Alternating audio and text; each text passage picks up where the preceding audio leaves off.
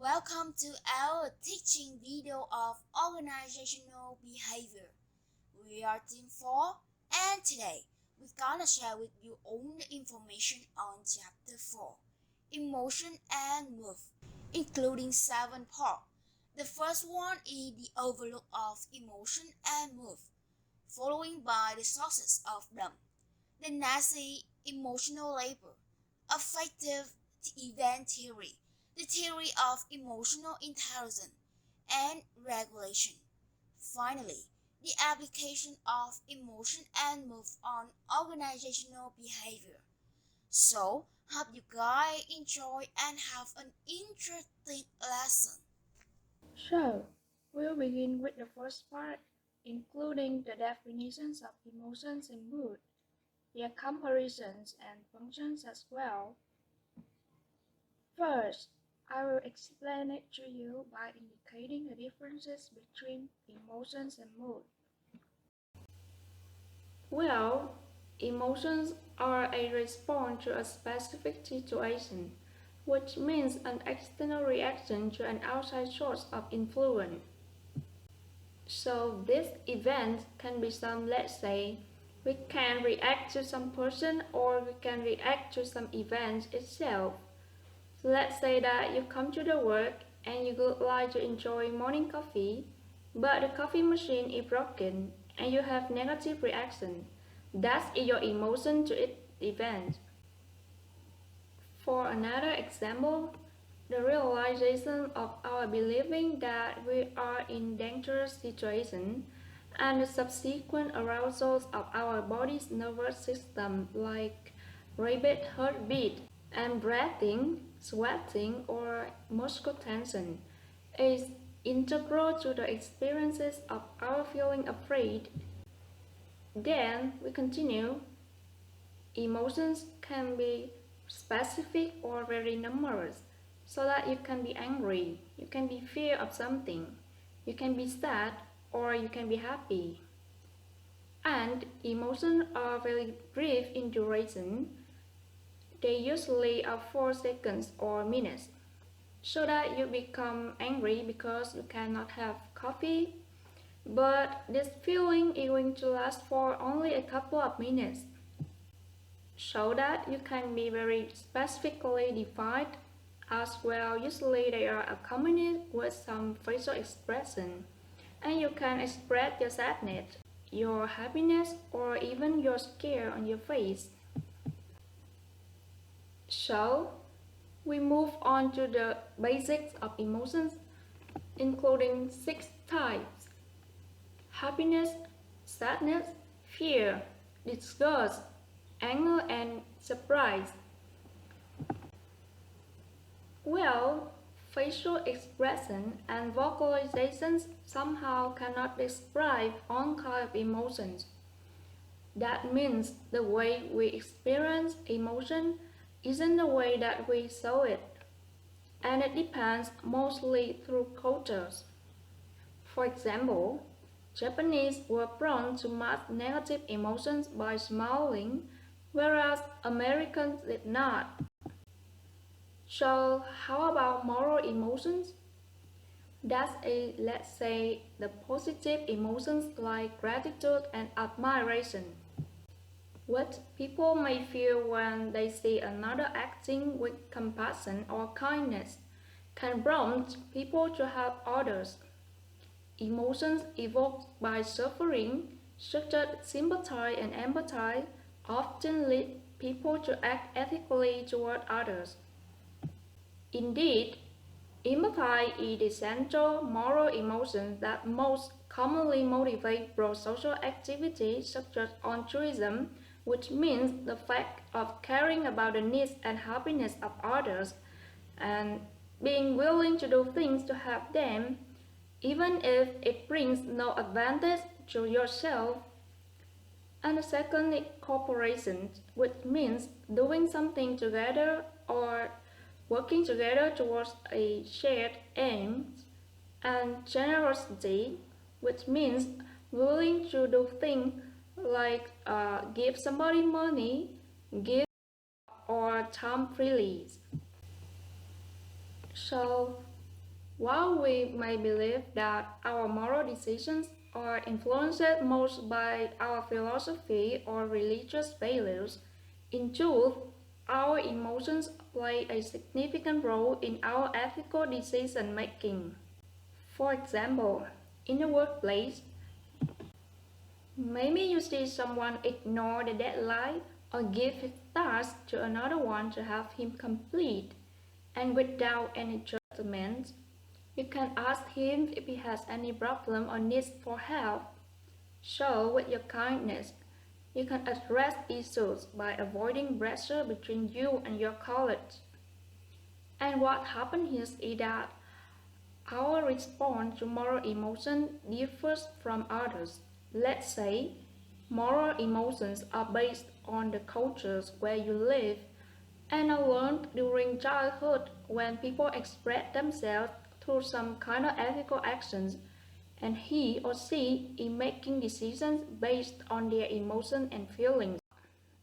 On the other hand, moods are an internal response to an unspecified situation and may cause a generalized response to everything going on around you. For instance, if we watch a horror movie, the overall tone is one that is creepy, dark, or scary. This can come from eerie music in the background, or it can come from a creepy setting where the film takes place. And moods also are much longer than the duration of emotions. They can last for hours or even for days, and we can see them generally under two dimensions. They can be either positive and negative effects. And let's say that we will talk about this later. And finally, they are not usually so off under expression. Now, we will talk about the positive and negative affectivities of emotions. The word affect is basically a more technical way to talk about emotion and expression. It refers to our emotions and feelings that we experience and display, especially in terms of how these emotions influence us to act and make decisions. Positive emotions such as joy and gratitude express a favor, evaluation, and feelings. Negative emotions, on the other hand, express some kind of pessimistic feelings like anger and guilt.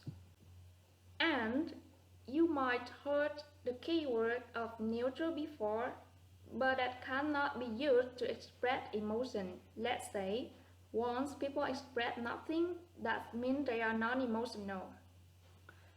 And when we form emotions in proof of positive and negative, we are looking for the particular characteristic of emotions under mood states. Let's look at the structure of it.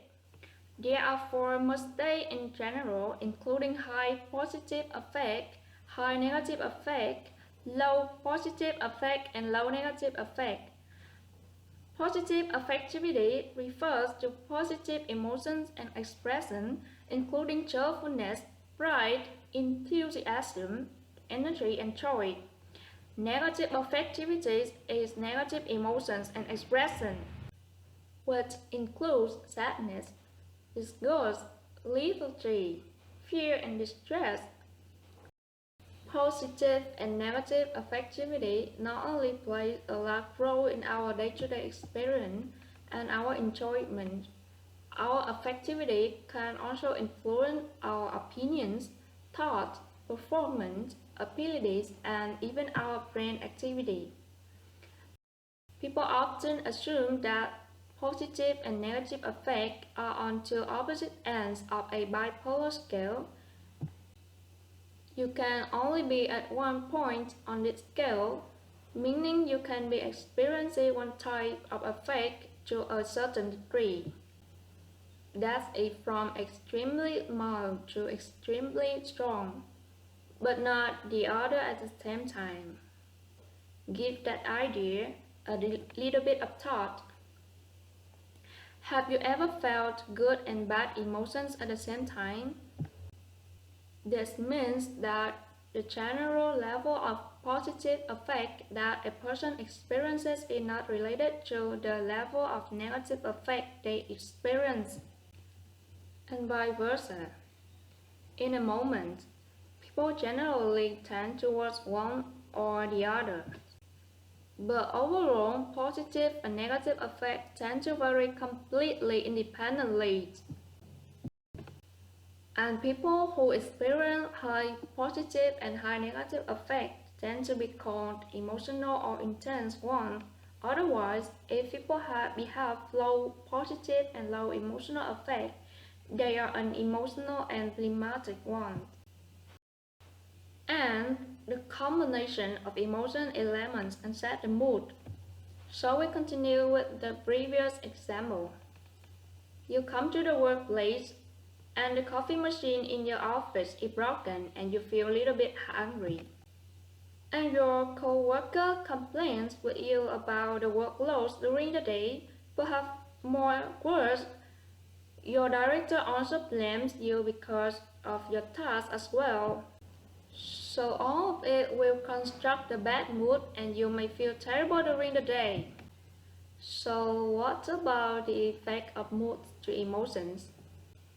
Let's say you wake up and feel very happy, and during the work time you may see some bad experience like the broken of coffee machine or even your director complain with you, but it do not matter at all.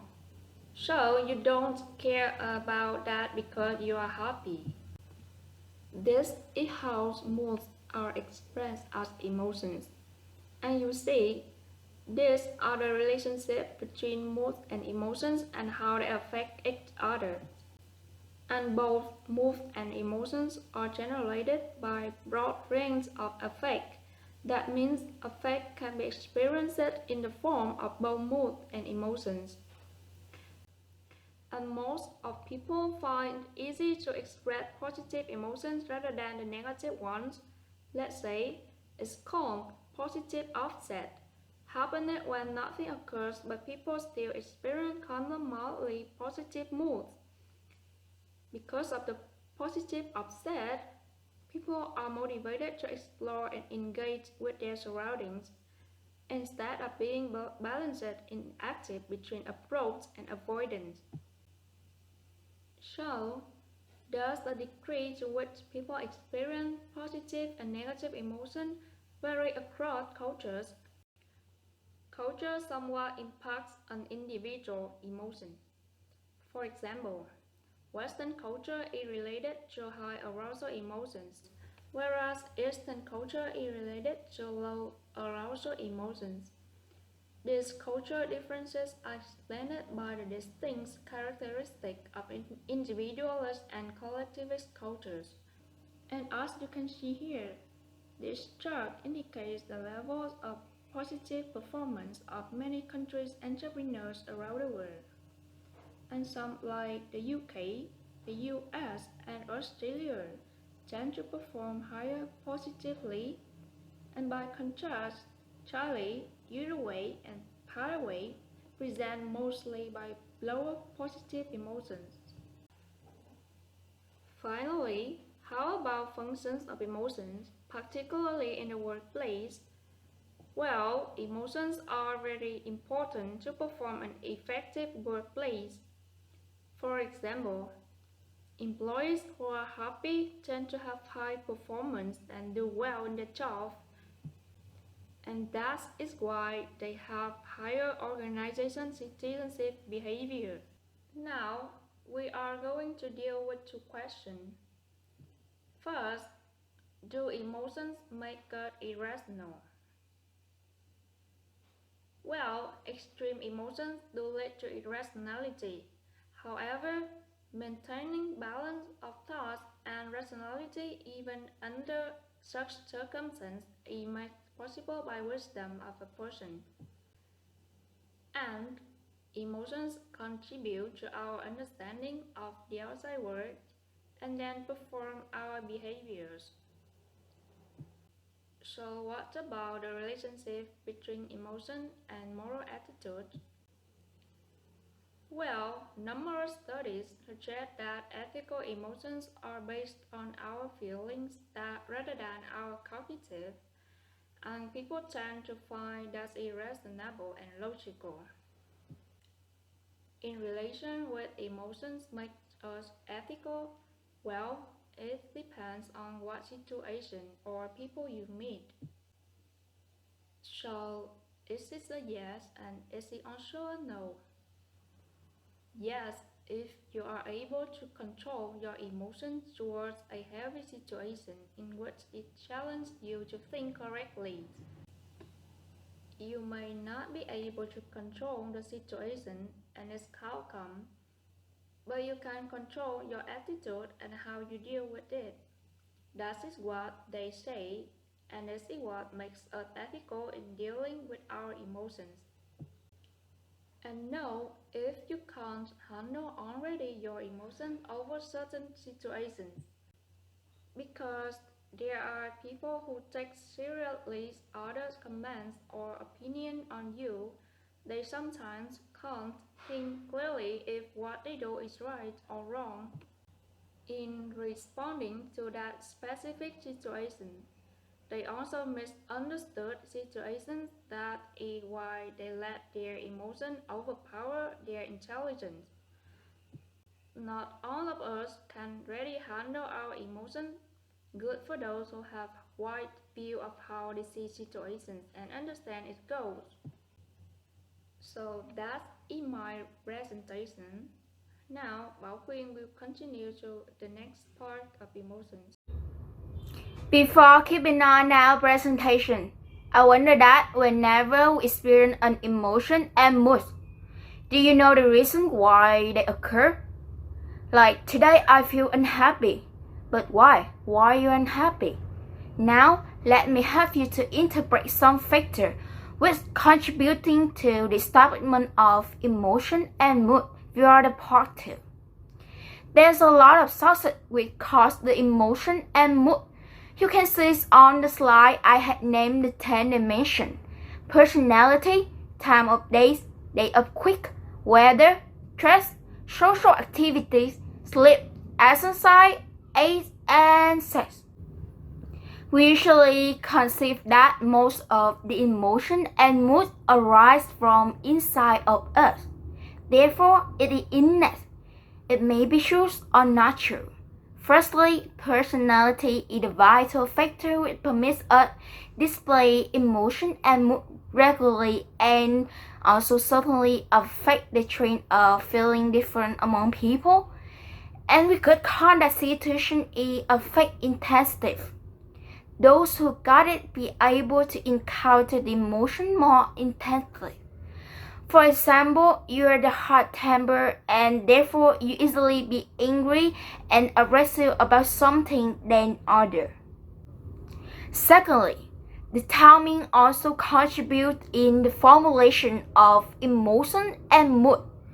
Do you realize that we usually post the negative or depressing status on Facebook or Instagram or any social media network at the midnight? Do you have it? I have it. The research has shown that the level of positive feeling change depending on the time. From the late morning, like 10 a.m. to noon, it would be strong, and after that until the midnight, the positive feeling dropped down progressively and easily. And after midnight, the feeling virtually are negative.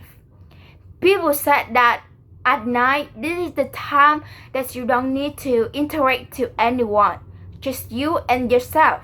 Therefore, the emotion at the morning at anything is prospect, and you will feel alone, timid, wanna cry because of many reasons.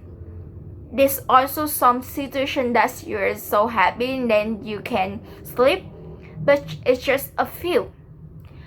The emotion of workers who working at the night shift are unaffected by manipulating the light and the darkness.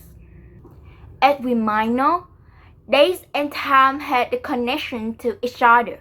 Hence, days of week are also the influencer. Some people might feel optimistic at the weekend like people in the US, Germany, or China, or even the Vietnamese people. Am I right? Especially the students because they don't need to go to school, but others like Japanese may spread the positive at the first day of week, that's in Monday. The day that you come back to work, there's the disparity among culture, depending. Next, focus on the graph on the slide with showing the relationship between mood and weather based on over 3.5 billion social media posts from tens of millions of people from Facebook and Twitter on 2009 and 2016. From the two light positive and negative impression of temperature section on both Facebook and Twitter, we could conclude that normal temperature from 20 to 30 Celsius is more positive because the higher we easily got angry and the lower we easily be sad. And we also got the situation called illusory correlation, the inaccurate combination of individuals about two separate events. For example, people are happy in the beautiful days, but it be also be distracted. Instead of focus on the work, they focus on when they will hang out with friends. And we might not conclude exactly the impact of weather to the emotion, is that they good or bad, also the job satisfaction and the job performance. Alright, we will move to the next factor. The fast pace of life today with the high workload leads us easily to get the stress, and then the results is the negative feeling. Stress is one of the crucial components because just a low level of stress can change variable aspects of emotion. The higher stress, the lower mood. I think that we don't need the example about it because we have already experienced it. And the rate of stress is modified over time. What we need to do is lessen the stress for our physical as well as the mental health. An exercise for a full of sleep maybe is a good solution. The qualifications of sleep is affected to people's mood. The poor sleep leads to difficult to regulate the feeling. The job satisfaction and performance is less effective, while the full of sleep allow us to have a deeply thinking before doing something. Everything must be easier and you also be happier. Especially this day, when the midterm is coming, we have to face with the laptop all day. We have a lot of assignment, and do you recognize that something changed in your feeling? You don't want to talk with anyone. You feel tired to go to bed late at night, and you might have the worry with other people just because of monstration. That is the change in your emotion toward stress. About exercise, it's always good in any aspect. Bad physical health definitely related to bad mental health. Okay, let's dive to another element. Social activity. Everyone in the community have many social interaction, and thus the social activity always exists will affect directly or non-directly to one emotion. Activity include many actions which cause the negative or positive in your mood. About the physical aspect, you usually go swimming with your friend and you're happy about it. Or the informal aspect such as you're fascinated when joining in the party, or Epicurean like hang out and eating with friends. Those increase the level of favorable mood more than attend a meeting with a formal or watching film with friends, which is sedentary. Although it seems to bring more positive feeling, but actually negative emotion can happen in some situation of the social activity. So that you have the war with your boyfriend or girlfriend? Yeah, have you ever experienced it? I think yes. Finally, how do you think about age and gender? What can they affect to us? Let's take an overview on the graph I have shown the past year relevant of measured depressive among US adults. Surprisingly, the young age are easily to be depressed, got in down mood, and also with the women. First, the older ability to be more pessimistic, hot-tempered, angry, and the young is much more happier, ecstatic, delighted, because they don't need to think much. Actually, like I indicate and in some recent research, depression in children, teen, and young adults is much more. They have to face with a lot of things and they don't know how to control because they are too young. Parents nowadays need to take care about the children feeling more. And to describe one emotion rule out his or her set, we could say that female is more emotional and sentimental than men. They usually cry or sad and the feeling are stay in the mind for a long time. On the other hand, men hardly express their feeling. They frequently emotion that they display obvious and easily to see is anger or insensitive motion. It's not definitely true or not also false because there's some expectation. Let me give an example. I usually show a clip about the same content that what may happen to men and women after breakup. And the result is that women got depressed, disappointed, sad, and cried out immediately while the men don't show any strong mood. But after a few months of a year, a soul of women are healing, but the men now are starting in negative mood. Hence, the mood and emotion is different between men and women. That's also the last factor. We have mentioned already the 10th factor of emotion and mood. It's great. But if you have any question about what I have taught, you can take a message from me after my teaching. Okay. Due to the fact that the emotion and mood is various and could change constantly based on those factors that I have already introduced to you. Do you discuss about the emotion in the workplace of worker or labor? The factor of work and try to one job. In the section 4.3, we will have the deep review about the emotion and labor. And now, get started about that section. Have you ever heard about the scandal of COVID last year? If you use the social media network frequently, or you read the newspaper and magazine every day, you would know it.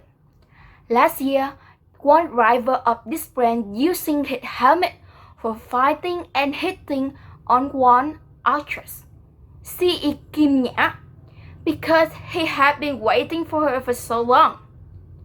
In this case, we don't talk about who's right and who's wrong. We will discuss about the emotion in the workplace, or when you're working for a job, you may know the word emotional labor. It means that the employee exposes the patient emotion during interacting to one at the work. It also plays a substantial role in the productivity of the job performance. For example, the service staff in the coffee shop is required to always happy and smiling with all the customers, or the officer needs to be serious and dislistening. You Can you recognize it on your life? Yeah, you can. And different jobs have different requirements about the emotion employees should have. And definitely that not always the feel emotion.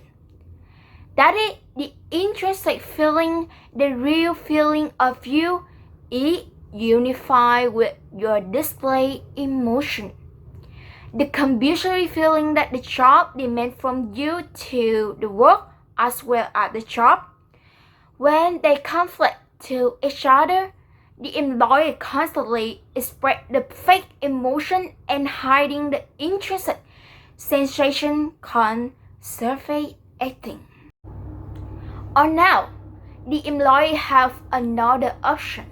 They try to deep acting, mean that fixing their intrinsic, their real emotion depending on the display roof. When we always show the fake feeling or have the emotional dissonance, the incoherence between the emotion you plan and the one you ask, it could lead to the emotional exhaustion or undesirable case because emotions have the big influence in the mental health and the behavior of you. We have already discussed about deep relationship at the first session. Hence, deep acting is the case to dealing with the undesirable case. Also high satisfaction and job performance. And exhaustion is reducing too. Let's imagine that you're selling the flower on Ted. You are angry because the customer always wants to squeeze the size at the price at the lowest. And now you will choose to have the surface acting. That means you hide your real, you're angry, you're annoyed in your mind. And you smile. You persuade them to buy the flower. And days, you got tired because you have to try a lot. Now I advise you to modify your feeling to be the real one. Remember, the guest is the ghost. Try to try to control it be your personality. And days by day you will feel that it's okay. You'll be more patient. And the last part of the four poetry is about one of the emotional modification technique, mindfulness. That's the objective and deliberate assess the current emotional situation. People who are deeply acting need get the mindfulness to relax and retrieve for not being in the past state because it's also hard to modify, right?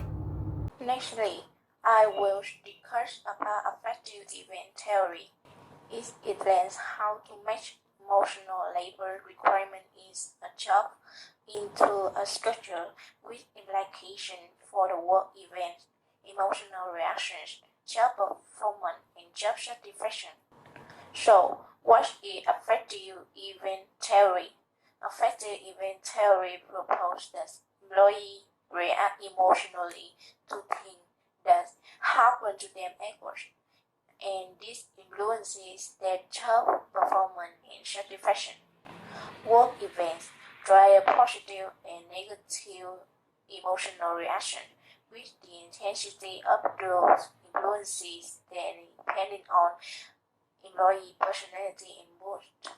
A study indicates that people who score low on emotional stability are more likely to react strongly to negative events, and our emotional response to given events can change depending on mood. These reactions have effects on their workplace attitudes and behaviors, such as organizational citizenship behavior, organizational commitment, level of effort, intention to quit, and workplace deviance. At the end of theory, we can see that emotion brings valuable insight, with working event impacts on jobs, attitude, and behavior. In addition, it's very important to employees and managers pay attention to emotion also events in the workplace because of many little Michael. And then another framework which helps us understand the impact on emotion on job performance is emotional intelligence. So now we look at the next topic. What is emotional intelligence? Emotional intelligence is a person's ability to perceive emotion in the self and other, understand the meaning of these emotions, and regulate his or her own emotion accordingly. An example of the efficiency of emotional intelligence is when we know and modify our emotion in order not to cause violating reaction when we angry. Several studies suggest that emotional intelligence plays important roles in job performance. Many of them have shown that employees with higher score on EQ testing, this is a measure of a person's emotional intelligence, also tend to be rated higher on measures of interpersonal functioning, leadership ability, and stress management. For a general viewpoint, an evaluation considered 11 U.S. presidents from Franklin Roosevelt to Bill Clinton and evaluated them on six quality: communication, association, political skill, vision, cognitive style, and emotional intelligence. At the end of research, the key quality that differentiates the successful from the unsuccessful was emotional intelligence. However, the field of emotional intelligence is still a controversial issue and many questions haven't been answered. One question is about proving what emotional intelligence may reduce, while evidence indicates that there is a low correlation between emotional intelligence and job performance. And the other is about the reliability of EQ testing. It's hard to measure because it's mostly be self-report inventory, which be fairly subjective. Okay, let's move on to the next topic, emotion regulation, which is increasingly studied as an independent concept. Firstly, we will explore some of influences and outcomes in emotion regulation. Have you ever tried to cheer yourself up when you're feeling down?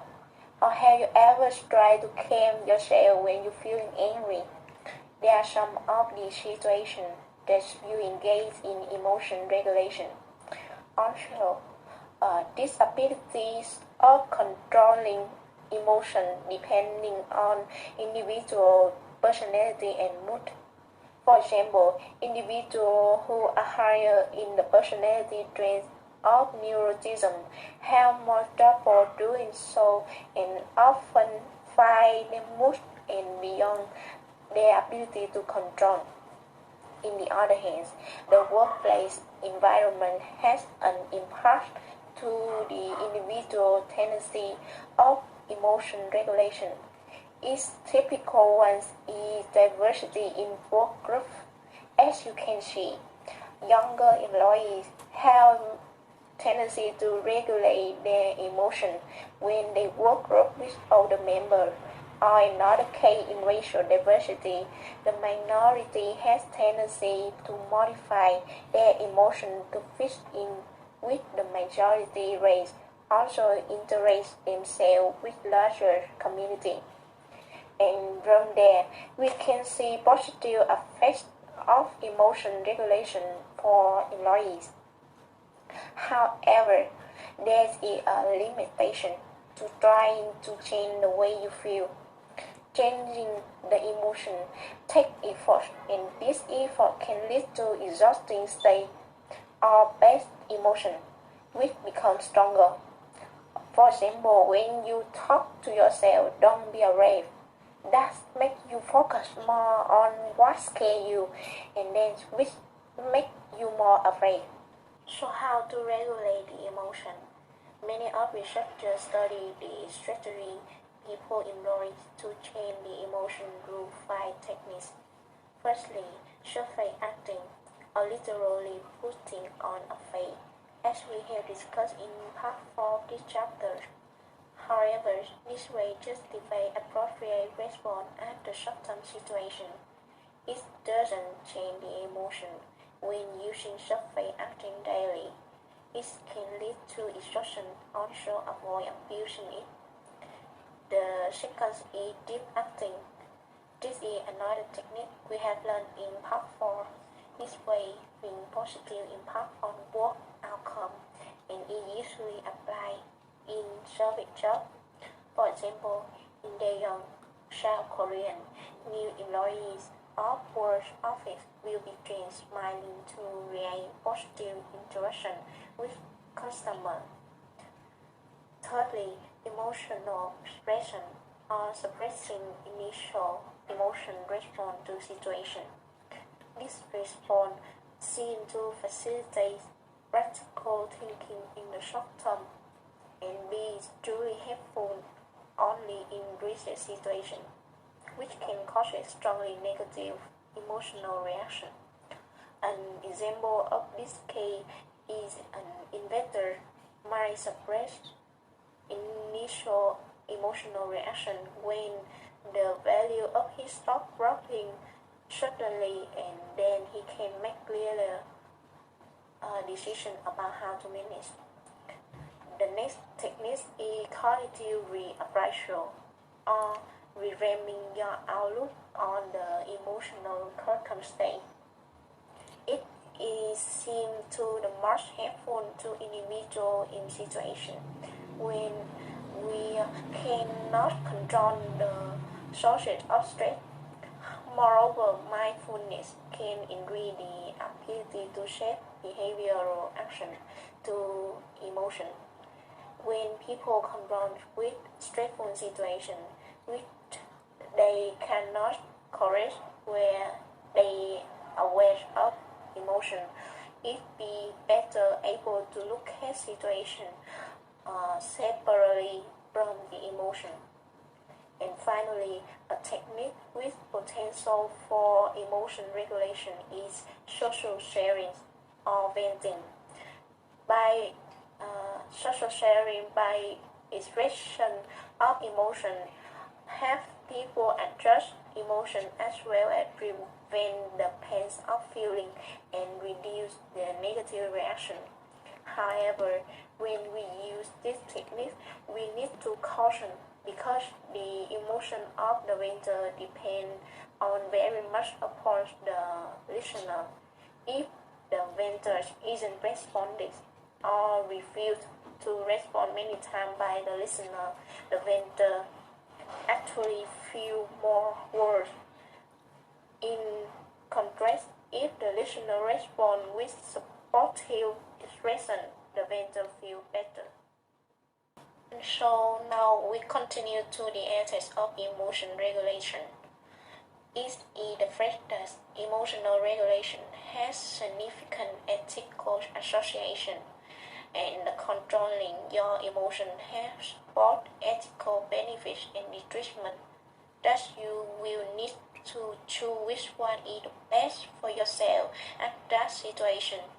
For this reason, whenever you would like to select emotional regulation, let's always consider reason and effect of its methods carefully. Are you regulating your emotion so you don't react inappropriately? Or are you regulating your emotion so no one knows what you are thinking? Finally, let's believe that it may be able to turn an imaginary mood into your real one. As you fake it, still you make it. After discussing many definitions and theory, now we move to the final section, which is the applications of emotions and moods. There are 10 main applications we will explore. It consists of selection, decision making, creativity, motivation, leadership, negotiation, customer service, job attitude, deviant workplace behavior, safety and injury at work. The first application is selection in recruitment. Let's explore this application by reminding a question. Can machine replace humans all? The answer is completely no. This is because of being different from machine, we have emotions and moods. According to World Economic Forum survey, EI is one of the 10 most in-demand skills in Vietnam, as well as in many other countries. No matter how artificial intelligence and machine learning develops, having a high EI will enhance your job opportunity. So, in the process of recruitment, employers consider EI as a factor in hiring employees, especially for the jobs that require high level of social interaction like salespersons and customer service representative. Soon, both you and I will have some interviews to get internship or full-time job, and we will experience some interview technique that employers use to identify our EI abilities. They will ask some questions like, can you describe a time you were given critical feedback? Can you describe a time when you had to have a difficult conversation? Can you describe a time when there was tension or conflict on a team? And they also dig in by asking more extra questions to push you go into more details and put you in a stressful situation, which can draw out emotional responses. By this way, they can understand how you have responded to the pressure, conflict, and difficult emotions in the past, as well as observe how you react to emotional-based questions. Moreover, if candidate is unable to answer a question, it may be a sign that they have shied away from tough conversations or have trouble admitting mistakes. Or if candidates have trouble describing situations, they may lack emotional awareness. The next part is decision making. Different emotions affect decision in different ways. Whether negative emotions like anger or sadness are the best way to approach decision making, or positive emotions like happiness. For instance, one of negative emotions is anger, which make people more likely to take risks and to minimize how dangerous the risk will be. So, people who feel angry saw the world as less risk.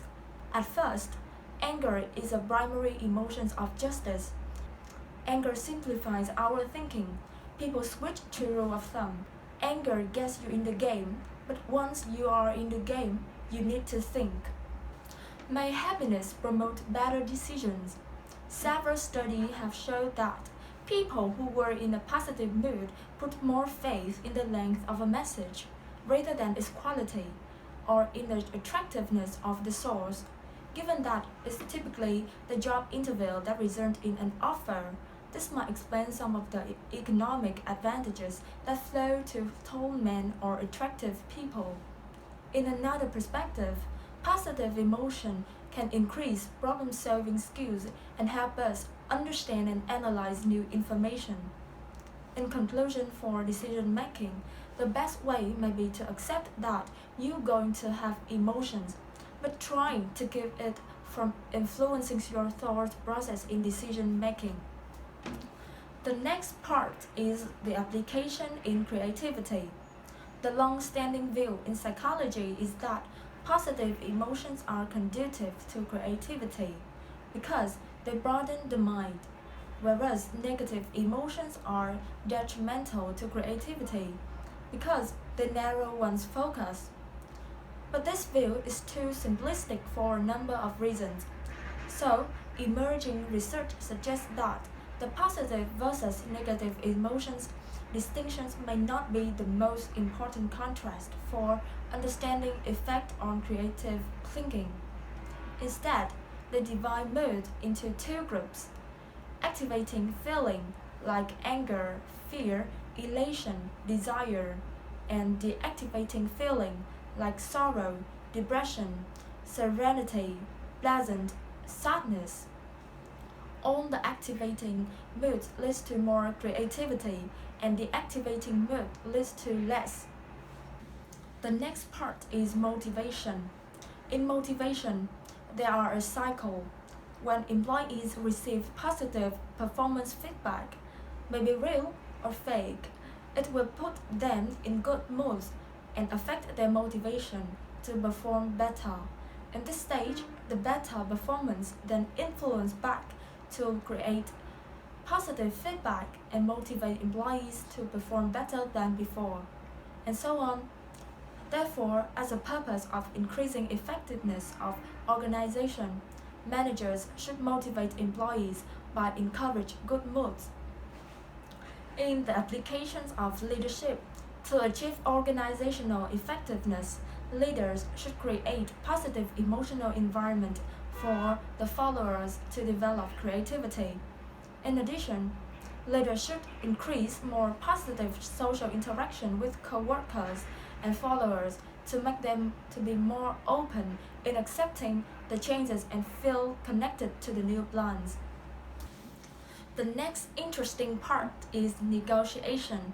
The win-win principles of the best-selling Harvard concept set some basic rules on how to negotiate successfully. The most important rule is to separate the people from the problem, which means the separation of persons and subject matter. But let us be honest, can you do that? You negotiate with your boss about raising a salary, or you negotiate with your most important employee about the new project, or you negotiate with your ex-partner about property division, and you go into the negotiation with a poker face and a calculated approach. It's not possible to separate the persons from the subject matter. So, such a separation is not even useful. However, people see emotions not an obstacle, but as helpful as long as one has control over them. As we discussed before related to EI ability in the recruitment, for the job that require high level of social interaction, one of reasons for this is because positive employees will provide better service to customer and so create customer satisfaction and let them be more loyal to the brand. This effect is called emotional contagion, the process by which people's emotions are caused by the emotions of others. It simply means the emotions of employees transfer to customer. Based on these influences, in customer service, managers should foster positive moods of employees. The relationship between moods and job attitude is reciprocal. It means the way our workday affects our moods and our mood also influence the way we see our job. Our mood are affected by both work and home events. Moreover, on work and off work, events influence each other. For instance, if you have positive moods at work, it will spill over to your mood at home and vice versa. Good mood at home will affect your mood at work as well. If you feel bad at work, then positive moods will be restored by off-work hours. So, in order to maintain positive job attitudes, employees must balance both mood at work and at home. Workplace deviance is voluntary behavior which violates significant organizational norms and threaten the well-being of the organization and its members. Bad moods, as we have discussed, can decrease the job attitude and so create job dissatisfaction. One of the impacts of job dissatisfaction is counterproductive work behavior. It leads to short-term deviant behavior that actively damage the organization, including stealing, behaving aggressively toward co-workers, being late or absent, withholding effort, gossiping, or surfing the internet. Bad mood can contribute to injury at work in several ways, tend to be more anxious, which can make them less able to cope effectively with hazards, more pessimistic about the effectiveness of the safety precautions, panic when confronted with a threatening situation, more distractible at work, so employers might improve health and safety at work. After the teaching section, the main point that we want you to keep in mind is that emotions and mood are diverse, may be positive or negative, but as long as you can understand, control, and balance it, your life and career will be better. So, now start to analyze and understand your feeling to let it be an advantage. This is the end of our teaching section. Thank you for watching.